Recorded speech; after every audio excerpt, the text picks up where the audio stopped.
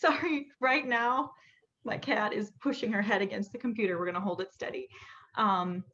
Yeah, so thank you to all of our volunteers. I'm gonna specifically talk about our health ed volunteers. So health ed has, like many, all departments, has been through a couple changes. When, we first got the stay-at-home orders, I really was not sure how we were going to do any education. And thank you to our volunteers for, being patient with me, bearing with me on that, and helping me figure out how we could still provide education to our patients, because even more than they normally do, people need, just help being motivated to take care of themselves in a time that we all know it's even harder to take care of ourselves. So our health education volunteer of the year, Ava, I don't even know, should I announce it or do you do that? No, this is all you, girl. Take the glory. Okay, just want to make sure I'm not blowing any like news up. So our health education volunteer of the year is Rocio Lopez Pardo. So yeah, Rocio, this is great. She's been with the health ed department, I want to say, for at least 2 years, but she also has been involved in a lot of other departments. She's helped nursing, she's helped front desk, she's helped Ava. She has her hands all over the place. And I think what I'm most grateful to her this year for is she was the first health ed volunteer to voluntarily make a YouTube video. I was afraid I was going to have to bribe people because not everyone wants to be a YouTube star. We're not all the Try Guys or whatever those people are.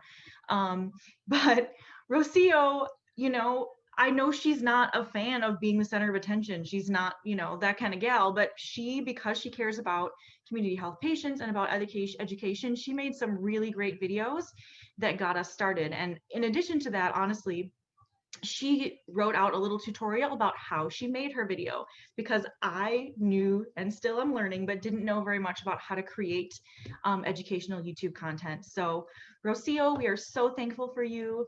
So thankful for you to setting an example for myself and for our other health ed volunteers. And I just can't wait to see you again in person. And I like your tree behind you. And yeah, thank you so, so much. Thank you, Adele. I was so happy that I was able to be a small part this year with the health education, in a safe way as far as we could do now. So I was very happy to be able to help in a small part, and I'm glad the little tutorial helped a little bit. Thanks to my husband, he's all goes to him. All the credit goes to him for that. Thank you, Rocio. It's so good to see you. And if anyone has not recently checked out the Community Health YouTube page, I highly recommend it for lots of great Rocio, and also Spanish and English, and soon to be Polish, thanks to amazing volunteers, guides on counting your carbs for nutrition and using a BP cuff and all of these things. And again, I think, we've all talked about this through COVID, our silver linings, like there's a lot of stuff we're going to keep. We cannot wait to have classes again. There's no question. Like, wow, we miss it so much, the community of it, the food of it.